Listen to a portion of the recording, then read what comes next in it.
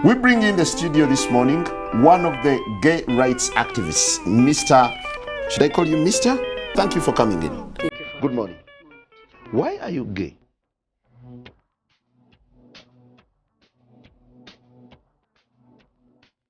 Hindi ba seryoso ra kahit ba? Hindi ka dapat seryoso pa. Ano man? Okay, so hi everyone. Today I'm with my wife. Her name is Jessa. So today I'm going to talk about stuff na related sa beliefs, religion, and belief atheism with my wife. We've been married for 5 years, and before that we've been girlfriends and boyfriends for 2 years, and then after 2 years ng relationship we got married. So a little bit of a background ng sa kanya. She's an atheist like me, and compared sa kanya she's more not vocal, I'm more vocal. She on the other hand is more committed. Not committed sa atheism. Of course I'm not committed with my atheism. She's not committed with her atheism. Committed siguro in terms of the political stand, right? For example, lgbt, di ba? Abortion, women's rights. More committed ka on that.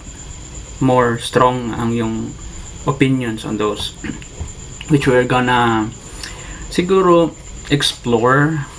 Hindi kasi ito plan ko kasi with sa video ko with my wife is for have a series na magto-talk kami on stuff, particularly on mga talks niya with her. Siguro bigyan ko na lang kayo ng story. I am currently advising her to talk with her. Talk in a sense na hindi mo i-convince, hindi mo i-convert. Talk lang na hindi mag-aaway. Talk lang na at least man lang there's gonna be a middle ground, kasi alam nyo naman yung stance ng isang very religious person. They are also very vocal about their very conservative views. So ini-encourage ko yung wife ko na kausapin niya, even though wala siyang experience na makipag-usap sa niya in a serious na tone. Siguro baka personality ko na to, so I'm gonna talk directly to you to fix the problem. Hindi ko na hinahayaan ng ilang days, ilang hours, ilang weeks. Even when I was still in high school, even when I was still in college. Now na I learned new methods in talking, in having a proper communication, paano pala makipag-usap sa tao na opposite yung view nila sa'yo, shinare ko siya sa wife ko. And siguro baka hindi kasing violent yung communication nila compared with my communication with to my parents. May good news din naman yung naging communication ko sa parents ko. Ilang years na talk, eventually naging atheist yung tatay ko, yung mom ko naging deist, yung sister ko naging atheist, even yung boyfriend niya it seems na nagiging atheist na din. Hindi ko intention, actually, through sa years na nakikipag-usap ako sa family ko, hindi ko intention na i-convert sila. Intention ko lang na maintindihan nila ako. Bakit ganito yung views ko? Bakit hindi ako nagmamano? But for me, hindi sign of respect ang pagmamano, but sign of respect is something na you do na hindi automatic. For example, nirirespeto mo yung tao, bawal na ipasok mo yung tsinelas sa bahay nila, ipapasok mo ba? That's respect. Hindi mo ipapasok yung tsinelas mo.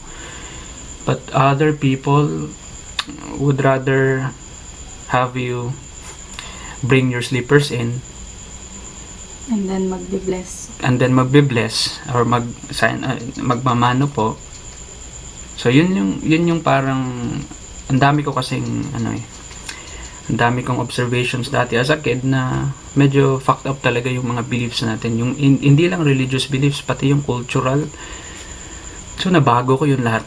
Imagine hindi na weird for my family na papasok ako sa fight tas hindi ako nagmamano po. Kasi they understand. They will even, sa point na they will even defend me for not, sa point na hindi na ako nagmamano po sa mga lolo't lola ko. They will even, my mom will even defend me and will even explain why I do what I do. So, in short, yung communication is naging fruitful. May pagka-violent lang yung process kasi hindi ko alam paano pa yung communication dati. Ang alam ko lang is sumagot. Now na I learned new things, so shinare ko sa kanya, pwede mo naman siyang kausapin na hindi magiging violent yung ending ng sa inyo. You don't have to, you don't have to convert your, you just have to talk and find a middle ground para hindi ka na, para yung life mo hindi very uncomfortable na we will share later bakit uncomfortable yung experience mo. So I hope na naklaro ko yung picture why we have this talk, why we will have a series, and hopefully we will have a result many months or siguro years later. Result na I don't expect na magiging atheist yung or magiging deist. Result na hindi sa point na hindi nasasaktan yung each other, hindi nasasaktan yung asawa ko, hindi nasasaktan yung just to be clear, hindi masamang tao yung Jessa. I don't think she's a bad person. Ganito kasi yung nagagawa talaga ng religion eh. Good people will really turn bad. Bakla ka, pumakit ka, lumayas ka rito. Bakla! Napaka-perfecto mo. Bakla! Basta ang masasabi ko, mas okay na sa akin ang maging bakla. Eh, mahal, katulad ba? Sa impyerno pupunta yan. Lalaki sa lalaki? Alam po, wala po akong ginagawang masama Ay, sa ikaw, inyo. babae ka ba? Get out. Bakit po sinasabi nyo bawat daan ko, ang sarap kong barilin? Yes, yung itsura mo yan, sa impyerno yun eh. Ah, eto oh. Gusto mo ba? Ang katulad nyo po. Sige dito, sige dito. Sige po, para mag-viral po ang Hindi vlog ba ko. umalis ka dito. Bakla. Ito po, I am a born again Christian. Get dahil out. po, Kasi naaapektuhan yung mga opinions and beliefs mo because of your faith. Even though you don't understand what you believe, even though hindi ka na comfortable na against ka na sa mga LGBT community, just because your Bible says you need to hate them, just because it's wrong to be homosexual, suddenly na-hate mo na sila, so naapektuhan yung beliefs mo. So I see her as a victim. I don't know ano yung view ng wife ko, but biktima siya. My mom and my dad years before, na biktima din sila sa mga paurong na mga beliefs wherein ang ating society is moving forward, sila pa atras. So, do you have anything to say? My mom is a fundamentalist, a creationist. Do you want to share the story about the post? Huh? Okay, so go ahead. So parang last Wednesday or Thursday, Wednesday nag-share yung ko. She shared something na may pictures ng same-sex people, Like a or meme. couple, Meme. like a meme, na nagkikiss at ikinasal. I think it was something like a mass. It was put out of context. I think so. Yeah, so it looks disgusting kasi parang straight couples, even straight couples kissing in public, for us it's disgusting, right? Kasi hindi naman tayo that very liberal sa mga ganyang events. It was put it out of context na exaggerated talaga. And talagang shocking for us Filipinos na ganun yung image. With that post, may nakasulat na, don't forget, this is the reason why Sodom and Gomorrah happened. But in Tagalog, Okay. I forgot the exact word. Okay. The exact words. So, in English, that was the gist. So, Okay. nag-share siya ng ganon. Tapos, nag-comment ako. Ako yung top commenter. Ako yung unang nag-comment. And, sinabi kong, love is love. Hashtag stop the hate. Okay. Tapos, may mga rainbow emoji. Okay. Because I meant it to be parang light lang na comment. Hindi ka confronting tanon. Oo. You're just I just want positivity, kumbaga. parang I defended LGBT community, but at the same time I was respectful. Parang ayoko ng away or something like that. So after that, nag-reply yung ko ng emoji na parang nag-roll yung eyes ng emoji. But I don't think she meant that. I think so. So yun yung reply niya. Tapos, But I don't think she meant harm. Wala lang. Parang Fun lang din. fun lang din yung reply niya. But Pero naging seryoso ako. Okay. So, Okay. yung next reply ko is in Bisaya, but in English it was something like, I feel bad because I'm bisexual. It was a public post. It was a public post, and then of course her friends would comment and then would share their sentiments. Yeah. So, the post that I commented, next comments were serious. So, after that, she replied to her post, not to my comment. Okay. Not a reply, but a comment to her post. She commented on her post something like, Kadiri. In Bisaya, the exact phrase was Yay kaluud. Jara kaluod. Jara kaluud. So ang translation niya is ew, that's disgusting. So, I think I was the one who replied to that particular comment. John replied to that comment about disgusting. Yeah, so I reminded her that she's a bisexual, so you mean she's also luod? Parang ganun. It's in Bisaya again, but that's the gist. So I just reminded her about her is luod or is disgusting. Is that what you mean? And her reply was just another emoji. A sad emoji. Siguro since nag-reply na ako, involved na ako sa post niya. Siguro sad na. And then yun, ano yung continuation ng... Sa comment ko, she replied again, not as another comment, but as a reply to my comment. She said she had prayed for me to be straight. No, to find the right path. To find the right path. Okay. For me to find the right path. She prayed really hard to the Lord for me to find the right path. And that's why you ended up with me. Yeah, something like that. And not with your ex-girlfriend. So, and the Lord has answered her prayers. That's why you're with me. A straight guy. I think it was just an implication. Parang... But not, hindi niya na-mention na. That's why, kami na yun nag-add.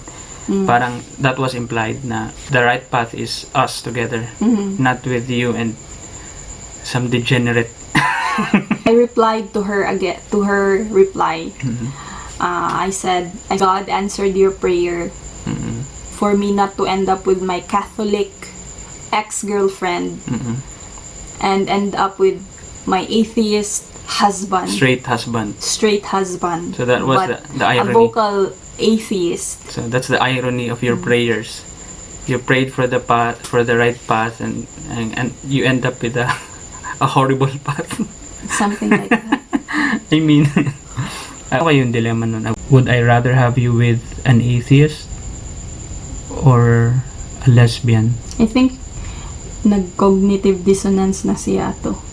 Nag-cognitive dissonance siya. Okay. She no longer replied I think to that. A really conservative person, I would rather have you be with a straight person na atheist kaysa sa lesbian. Why? It's visible. You with a gay person is really visible. Being an atheist is not. But it's not visible. That's why she's happy na somehow your filth is hidden from public view. You know what I mean? So parang lesser evil ka. Lesser evil ako kasi I'm just an atheist. Of course, I'm as worst as all the other worst things ng mga conservative na Christians, but at least I'm not visibly atheist. Diba? So, compared to gay relationships na you will probably have kung hindi naging tayo. I would rather have my with a straight guy. Kahit na siguro rapist. Hindi naman visible eh. I'm just joking. So, yeah, that's my point. I think that's their preference. And that's the dilemma. Na yun yung naging joke sa prayers niya. You end up with a person na atheist. How do you weigh that in? An atheist versus a lesbian? So, how do you feel about that? You have a point. Okay, na-illuminate ka ba sa observe ko? Why she will prefer me versus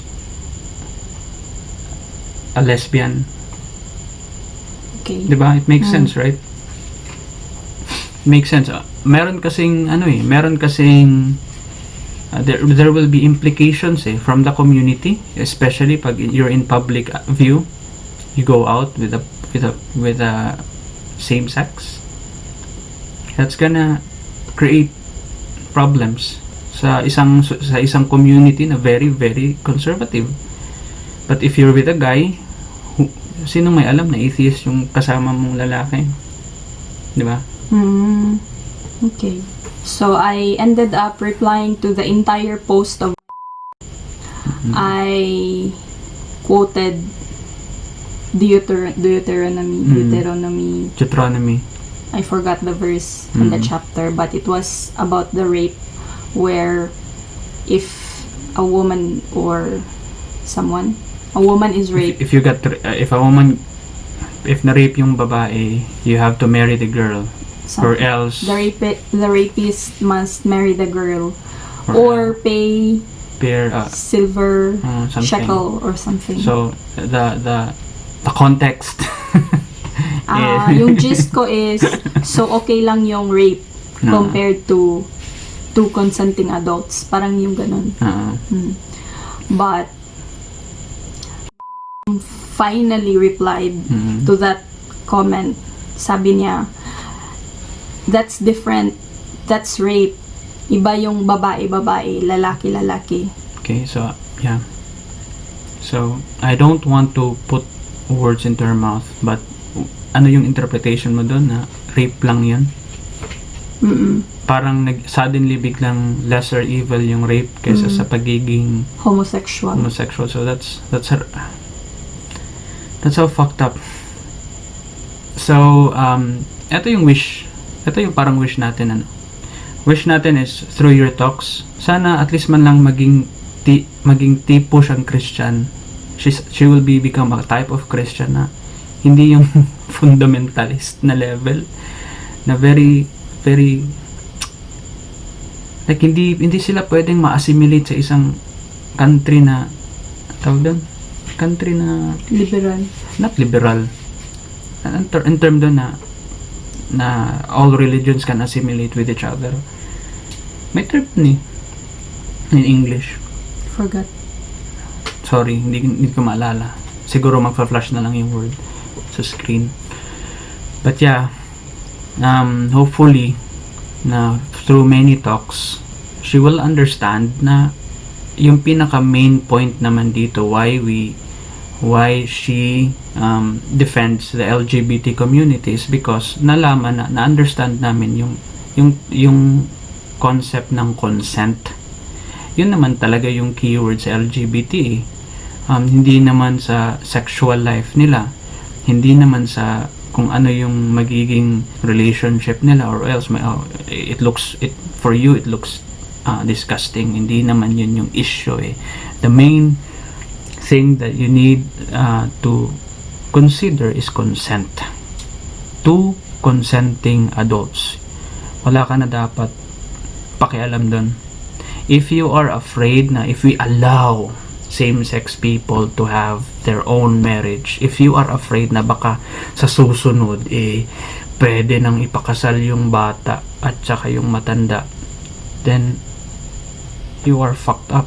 Your brain is fucked up. Hindi mo naiintindihan yung idea ng consent. Two consenting adults.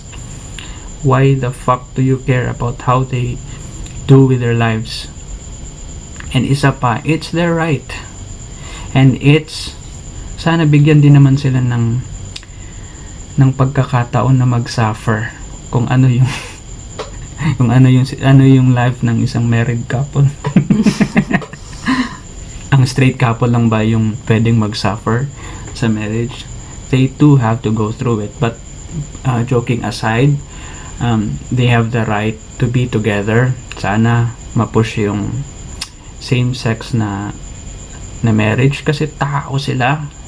Paano pag namatay mo yung pag girlfriend and boyfriend kasi wala kang laban pag namatay yung partner mo.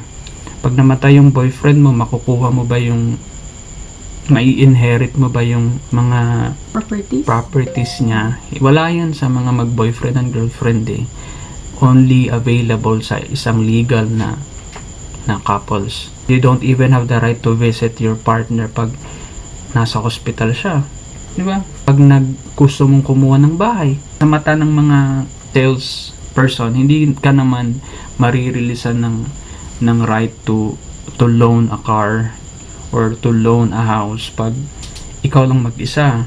In the eyes of the businesses, pag boyfriend and girlfriend lang yung relationship mo, hindi to strong na implication na you can really pay. 'Di ba? Mas maganda pa din yung may financial partner ka. So that among other things, sana maintindihan naman ng mga tao, ng mga Christians na yung mga fears nila are baseless. I grew up to be a very homophobic person even up to my atheist months. Earlier ng atheist life ko, I'm still homophobic. I think I'm still homophobic until now. May mga things pa din na hindi ko magets kasi malaki yung influence ng society sa utak ko eh. The comedy that I watch, kung anong klaseng basura yung mga bakla sa entertainment industry, sa school, how we bully gay people. They are for us, they are weaklings, we need to bully them. May mga explanations nga na sa science na it's our evolutionary thing daw na we bully the weak. But are they really weak? We made them weak kasi siguro tinanggalan natin sila ng karapatang maging tao. Yung tatay ko was also very gay couples. But after he became an atheist, he's more open to the idea. Is even more vocal than me to the point na baka, 'di ba, pag yung tipong pag straight ka, in support ka sa LGBT, there's this stigma na you're also gay. Yung tatay ko walang pake.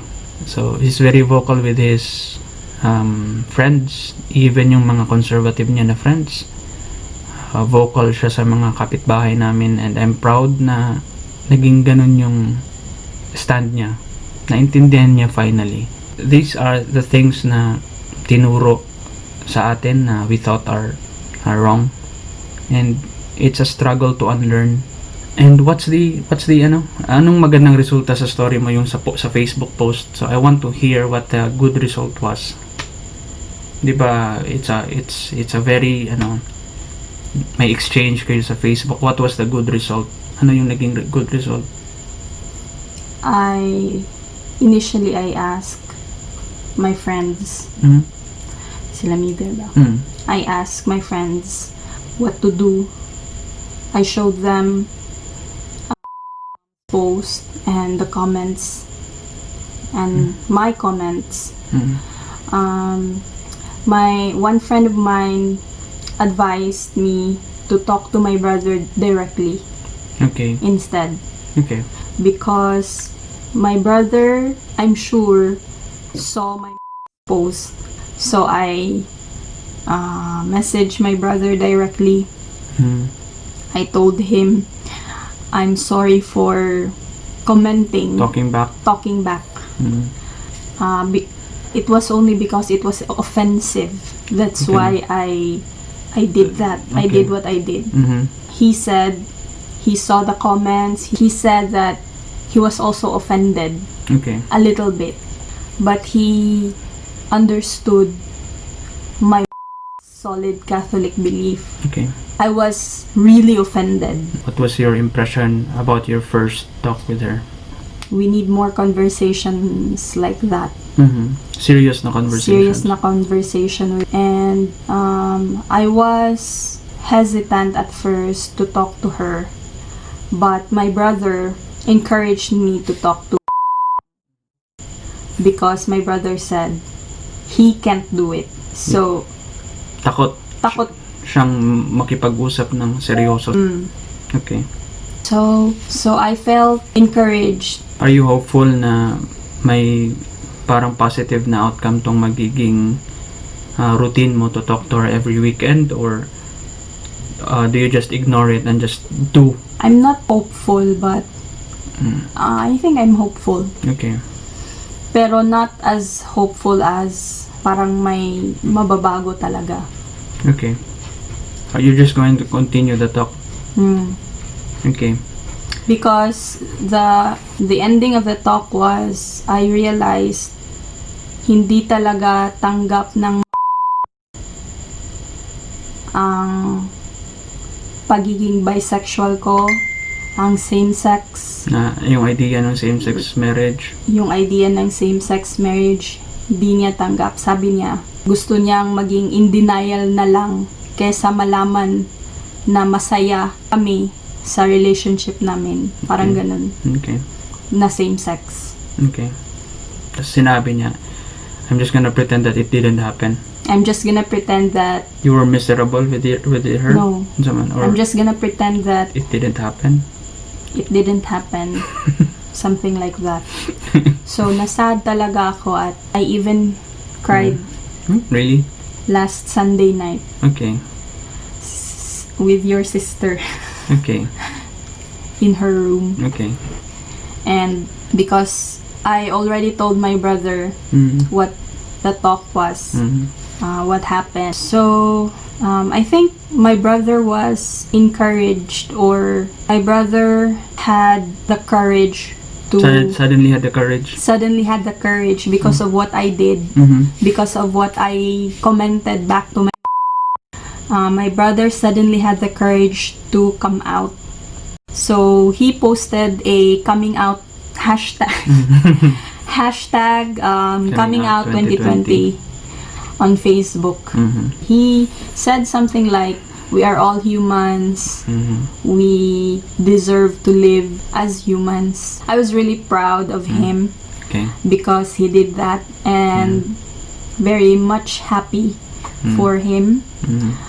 But Sunday night, I told my brother everything what my said. Told me she would never accept. Yeah. She would never accept same-sex couple, same-sex marriage, something like that.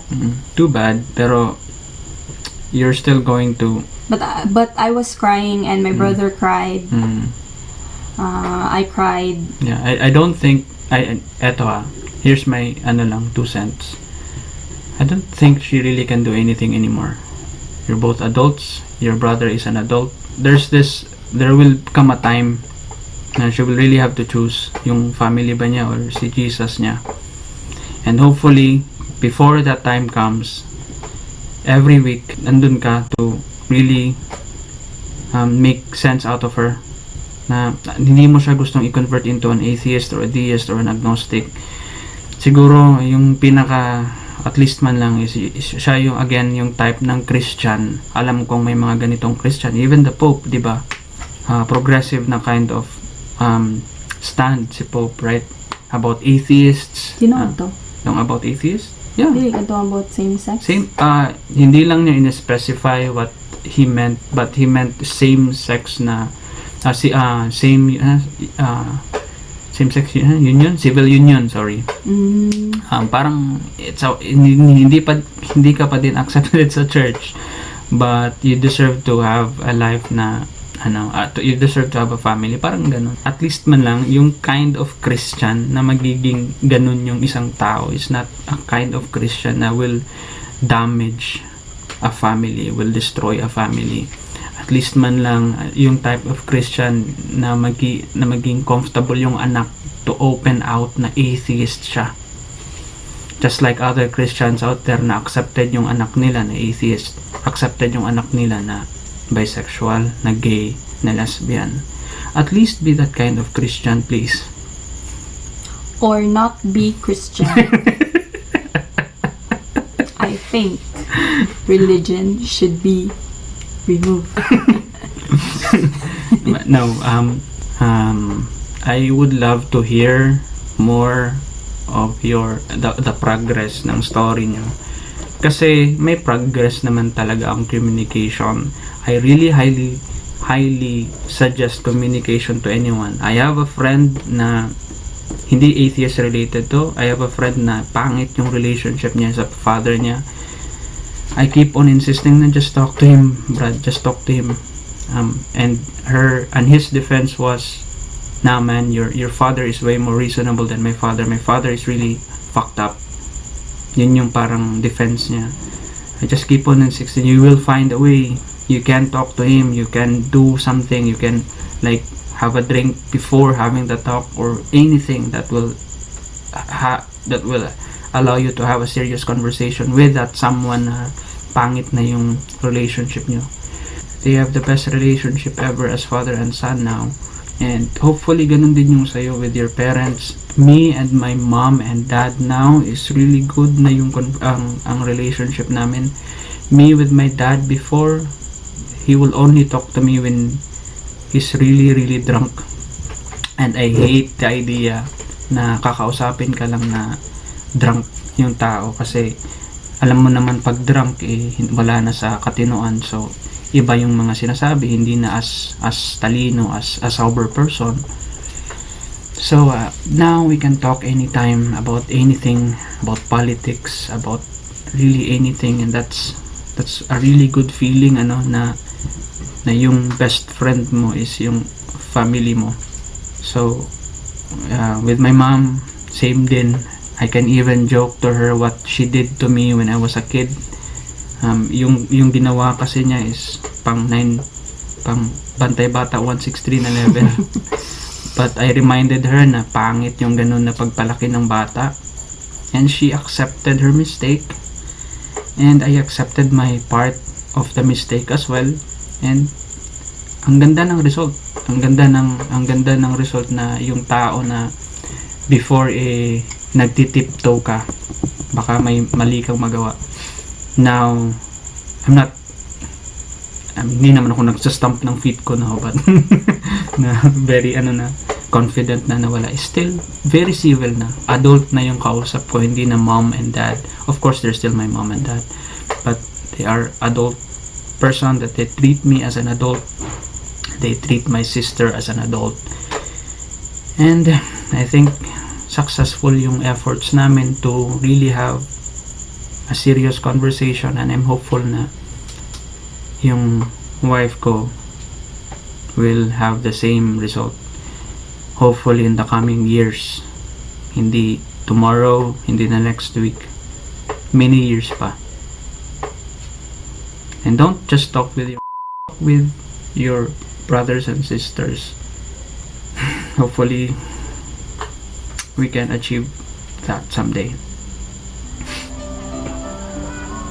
Okay.